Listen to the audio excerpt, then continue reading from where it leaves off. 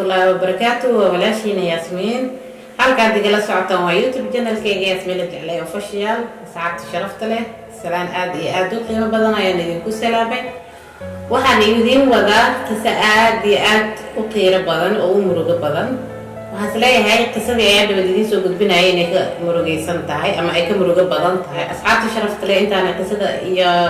aan idin wado insha Allah intaan idin bilaabay asxaabta sharafta leh oo aad awal hore ila joogtay waxaan ka codsanayaa inay barnaamijkayga si ula socdaan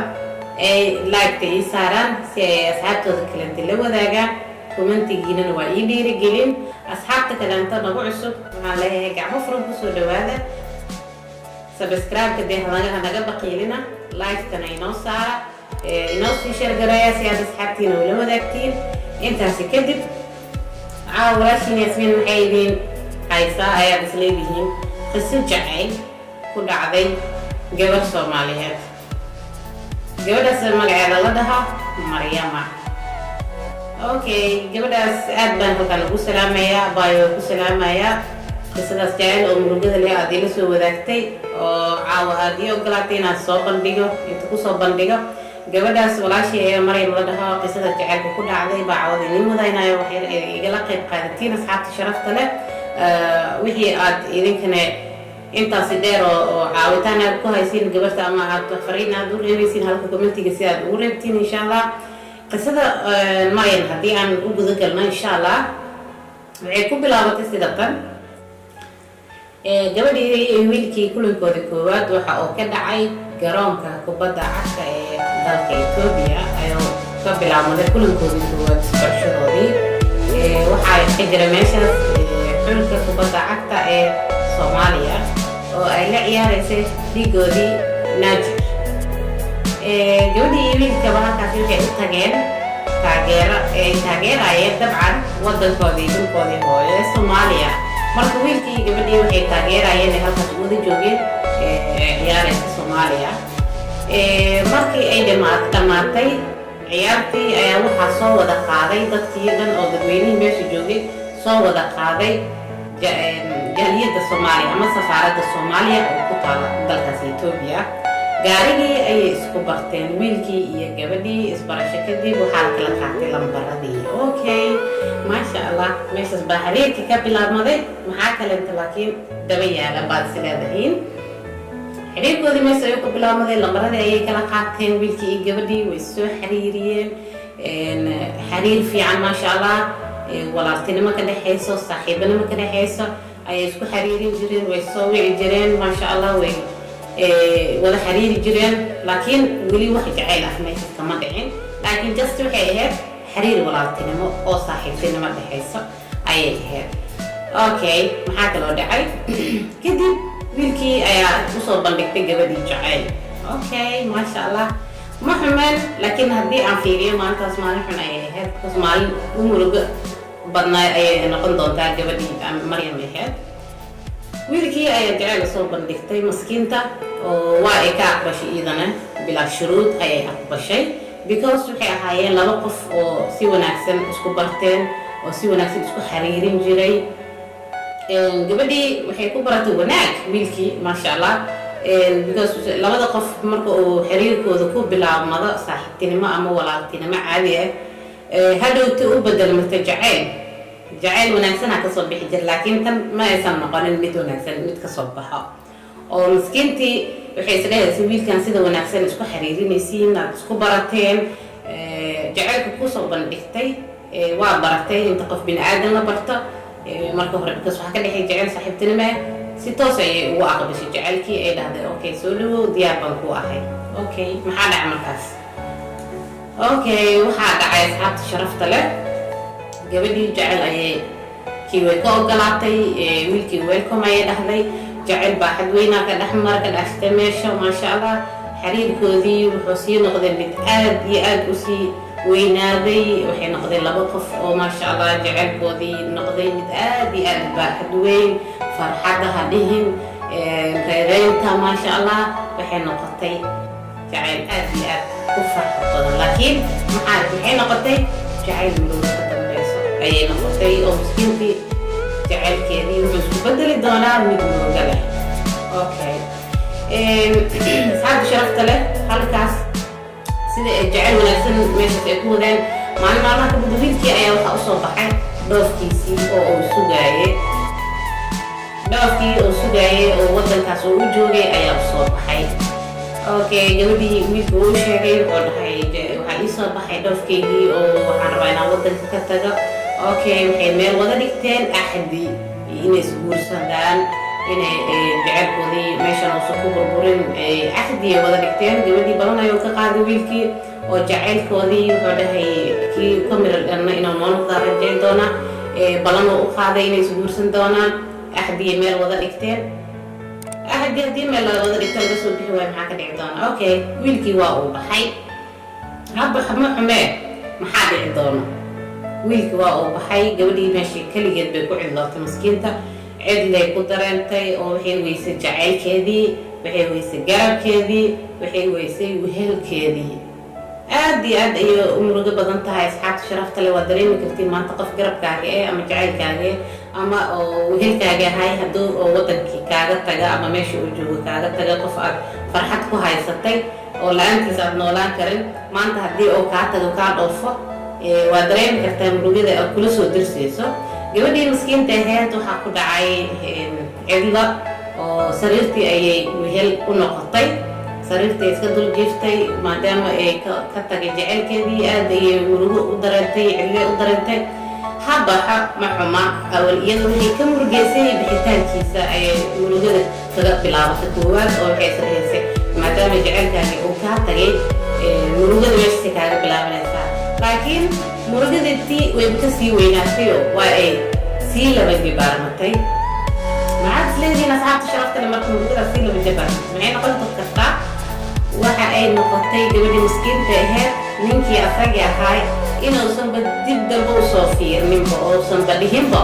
maxaa kaa dambeeya ama jecel maa gadaal ugu soo tagtay ama qof maad isjeclaan jirteen ama qof maad xiriir kula wadaagi jiray oo gadaashaada jira maba uusanba soo dhihin oo tiisa ayuu horay iskaga sii watay oo markuu wadankii u dhoofay oo tagay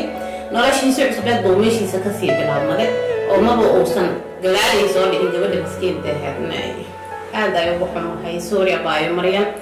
murugada qisadaan murugada le hadday la soo wadaagtay waa qiso aad iyo aad aniga xataa ii taabata abaayo aad ayaan ugu xumahay gabadhii maskiinta ahayd dib ma usoo eegin wiilkii oo ma uusan isla soo xiriirin xiriirkii buu u jaray oo wuxuuba iska soo jaray inuusan boqof gadaal uusan ka jirin maskiintii murugo jecel la-aan ayaad la soo diristay xiriir la-aan wiilkii lama soo xiriirin halka ayay murugadii kasii laba jibaarmatay oo waa ay yaabtay waxa ay samaysay garan weysay gabadhii way iska warwashay wax kasta way samaysay si kasta way u raadisay bartiisii aaladihii social media ku lahaay way ka raadisay waa ay weysay ma aysan sabrin laakiinse murugadii iyadoo iska haysatay gabadhii waxay samaysay ay garan weysay baa wiil degnaay xaafadoodii gabadhii wiilkii ay degnaayeen wiilka kamid asigana degnaay xaafadii baa wuxuu yiri oo murugada haysata buu ka faa'iideysanayay wuxuu yiri abaayo marka hore intaasigi markay wuxuu ahaa wiil jecel dhowrna usoo bandhigtay oo iyaduba ay ka diiday waxay dhahday may oo aniga jecel nagu soo jeeday way ka diiday laakiin asigii oo murugadeedii oo ka faa'iideysanaya baa wuxuu dhahay inaad murugaysantahay waa ujeedaa dhibaato ku haysato haddii aan kaa tirtira dhibaatadan oo aniga booskaas ku buuxiyo sideed u aragtaa asigii oo fiirinaya gabadhaas ka faa'iidaysanaya dhibaatada haysato oo wiilkii hore oo u galay maskiinta iyadoo cishkii ka gooday waa dareemi kartiin qof jecel haayo jecelkeedini kasoo safray ka dheeraaday murugo haysato iyadaba teela haysato cunto cuneynin sariirta iska jiifto taleefonkii soo dhaca bay is leedahay macsigii baa kusoo wacay dhahda meel kasta oo social media ka mid ka haysatay ka fiirsa dhahda ama kula soo xiriiray marna waxay is leedahay maxaa dhacay tooba diyaaradii baa gadoontay maxaa ku dhacay qofkii ma nool yahay ma fiyoo yahay maxaa dhici karo iyadoo is leh oo mar walbaba dhegta kor u hayso jecelkiina la ildaran walwal galo kala oo gooni ahna uu sii haysto baa nin ay diris ahaayeen baa ka faa'iidaysto wuxuu dhahay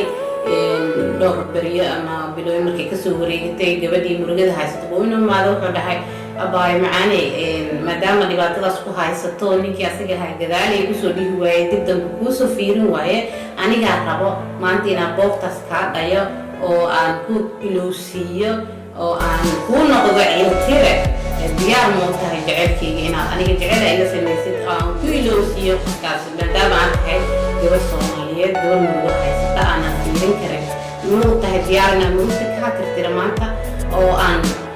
kuu noqdo ciiltire ama aan kuu noqdo kii murugada aad ku ilowda kii kaleenta ma u tahay diyaar gabadhii iyadoona u haynin wax jaceyl oo ninkaas u haynin iyo wax nolol ayay iska dhahday okay because waa dareemi kartiin qofku markuu qof jeclaay oo ka sabri waaye oo dhulka iska yaalo cuntadii ee ka gooday murug haysata wax ay samaysana garan weyso wiilkiina xariirka u jiro noloshiisa hore iskaga sii noqday baa waxay is dhahday wiilkan oo maanta sidaas ku dhahooyo murugti kii kale ku ilow maadaama qof aad tahay murug hayso oo wax aadan samaysana garanaynin oo ninkaasna sidaan ku dhahooya kiina sidaas kuu galay bal isku day inaad dadkaadii soo dhex gashid oo aad qofkan garabkaagii noqdo sida aad qofkii kalintaad ku iloodin gabadhii iyadoona wax jecel ku haynin oo noloshii waxba agteedaba ka ahayd baa waxay is dhahday okay iska aqbal waxaa laga yaabaa maanta noloshaada hore inaad sidii hore aad kusoo noqotid oo aad iska iloodid kii kalenta ayay is dhahday sidiiayna ugu aqbashay okay haddana maxaa isleedihiin asxaabe maanta murugada markii aad isdhahdid meel murugu ku ilow murug kalenta bayba dalaq sii dhahday gabadha maskiinta ahayd allah baay macaani aad baa ugu xumahay okay maxaa kaloo dhici doona asxaabta sharafta leh sidaan waa qisa aad u murug badan maryan markay qisadaan ila soo wadaagtay anigaaba waxaa ka qiiro aad iyo aad ugu qiiroodo oo ka murugooday okay yaan idinka hordhicin asxaabtayda sharafta leh qisadii baa ila soo wadaagtay waxaa haddana kusii dhacay qiso kaloontoo yaab leh oo haddanaba iyadii camal murugadeedu wadata inkastoo taas waxay ka duwan tahay oo taas farxad ay wadato laakiinse iyadana waxay wadataa murugadeeda laakiin tii hore way ka duwan tahay waxyar oo farxad ay wadataa midaan damba laakiin wiilkii kale asigana wuu xumeeyey miskiin waa uu xumeeyey asigana oo dhowr markoo horey jeceyl usoo bandhigatay uu ka diiday marka wuxuu is dhahay baheleydan ka faa'iideyso hadda ka hor jeceyl u bandhigatay kaa diiday iyadana dhibaatadan hadda ay ku jirto bal ka faa'iideyso dhibaatadan hadda ay ku jirto kaga faa'iideyso hayay ku dhihi doontaa si aad u dhehgudbeen u sheegtid aniga kaa dhayaaya camal hadhowtine markii aad geshidne ugu bax abooheloogii kale sidaasuu sameeyey asigana gabadhii markii ay hayee dhahday noloshii la wadaagtay iyadoo wax nolol aysan u haynin nolol ay u taqaano nolosha kii hore ay isdhehaysa nolol wanaagsan baad la sameey doontaayo qofaad jecel fiican isla wadeen isdhehaysay noloshii meeshaas markay ku ilowday isdhahday balkan ku ilow oo ha kuu noqdo kii aad nolosha ku iloobi lahayd asigana murugo kalenta iyo dhibaato kalenta oo qoorta u suray maskiinta iyada ahayd waxa uu sameeyey asxaabta sharafta leeyana warkii idinku badinin kii kalenta markii ay ka aqbashay wuu guursaday alxamdulilah guurka maasha allah wuu guursaday markuu guursaday oo guurkii iyadana waxa farxad aysan ku haysanin jacayl aysan ku haysanin maskiinta meel kale awalba laga haystay ninkan iska gashay kan farxadiisa kii hore murugadiisa ku iloobo farxad ku hel waa dareemi kartiin qofka meelaadan jeclayn haddii aad qasab isku gelisid xataa adoo murugaysan oo murug miskaga tirtiri kartidoo farxad qasabka malaiska keeni kara dee farxad hadaadan haysanin oo meesha farxadda ku haysanin ma lagu helaayo wax farxad marka gabadhii isdhahday iska ilow laakiinse iloobi weysay wax farxad ay ku haysanin wax jecelna ay ku haysanin bay iska guursatay si ay isdhahday iskaga ilowdid murugadan aad ku dhex jirtid bal aad ka dhex baxdid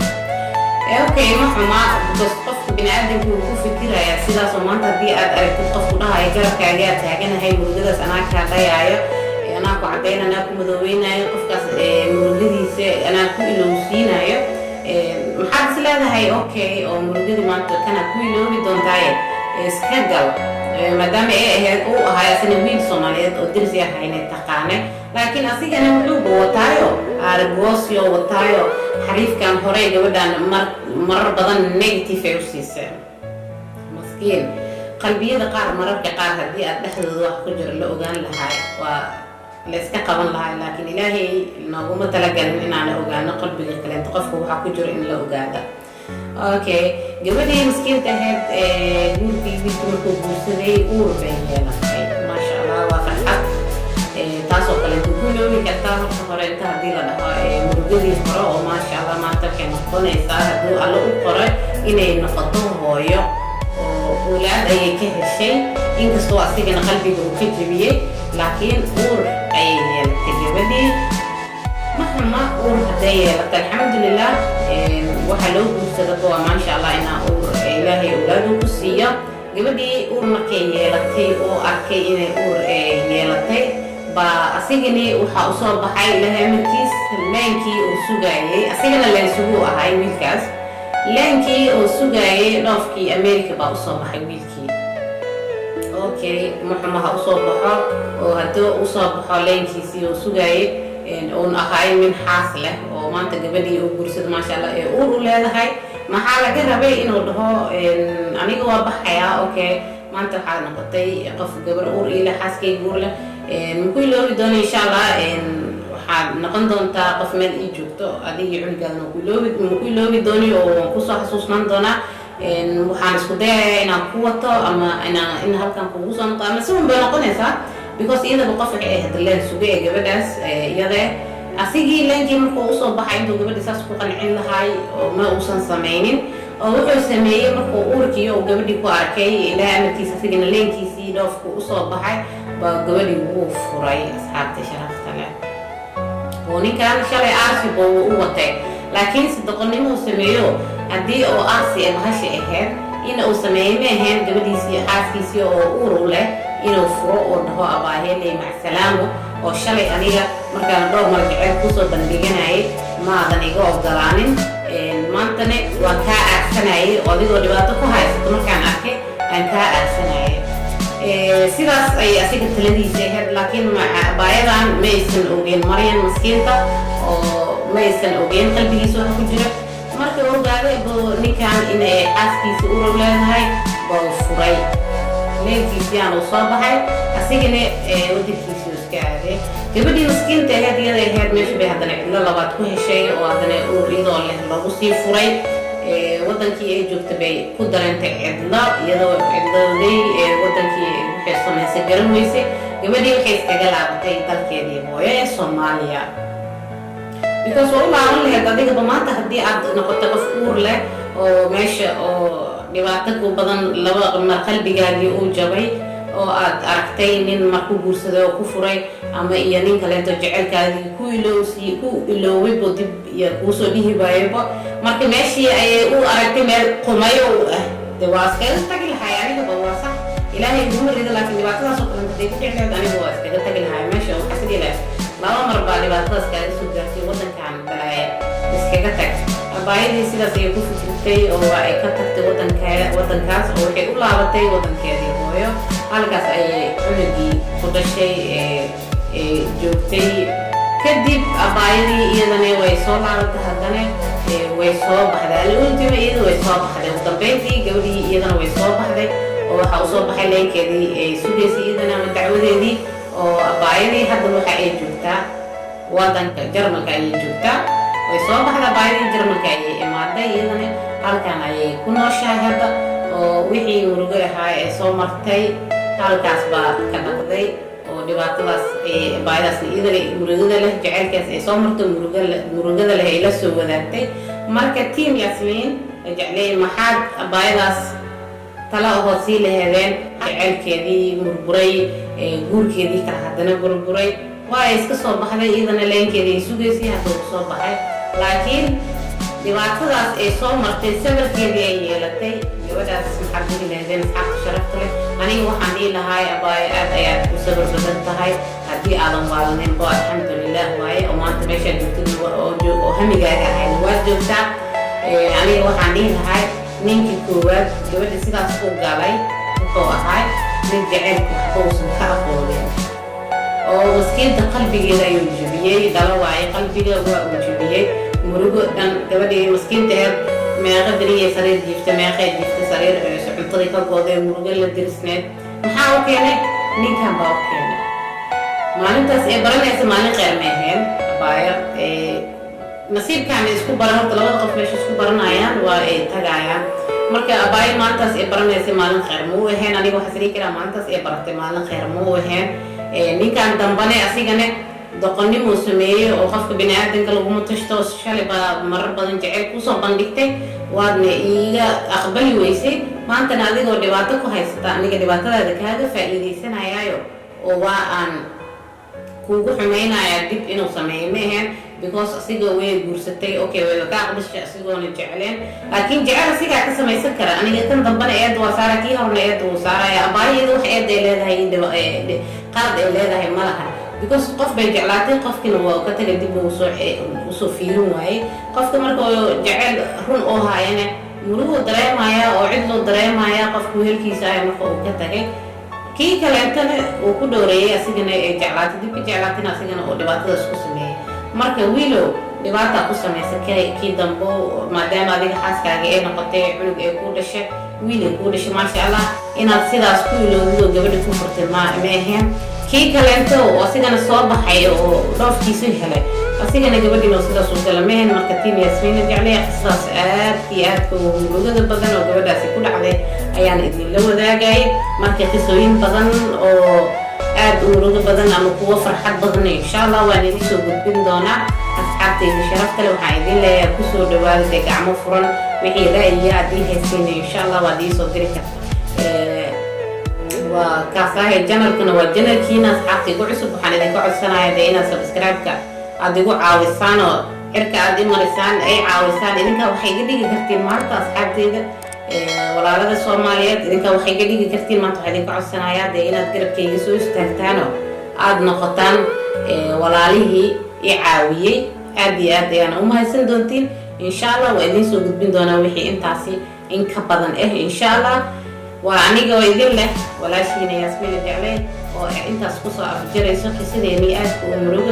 murugada badneed oo ku dhacday abaaya Soomaaliyeed lagu magacaabo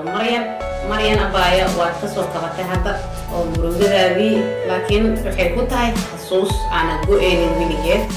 marka waa walaashin Yasmiina jeclay oo idin leh assalaamu calaykum wa rahmatullaahi wa barakaatuh isku soo noqosho dambo isla